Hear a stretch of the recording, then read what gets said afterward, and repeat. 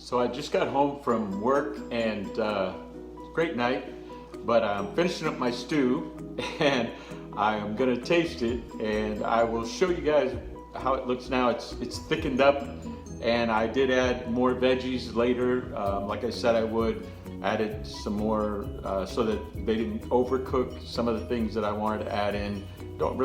Green beans don't take that long to cook, and a little bit of corn doesn't take that long to cook. A little bit of, and this is organic green beans, organic corn, a few more organic carrots. I just wanted to make sure there's more vegetable in the stew because I try to keep my diet where I get a lot of fresh vegetables and both cooked and raw, and because in some vegetables, when they're cooked, the vitamins and nutrients are more bioavailable, and in others, when they're raw, they're more bioavailable, and some nutrients in each vegetable are like that.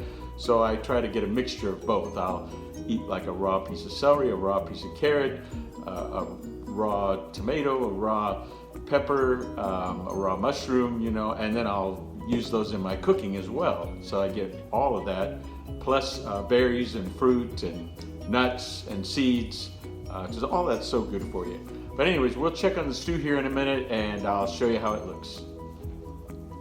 So there's the stew. Oh my goodness, it looks so good. And it smells delicious and it tastes even better. Oh my goodness. Oh, and it thickened up nice. Look at that. Oh, the meat is so tender too. The veggies and the meat and everything, just the combination is amazing. The herbs and the spices in there. Oh my goodness. I wish you guys could smell this right now and have a bowl. Well, anyways, that's my stew. I think I'm gonna serve me up a big bowl and eat it right now.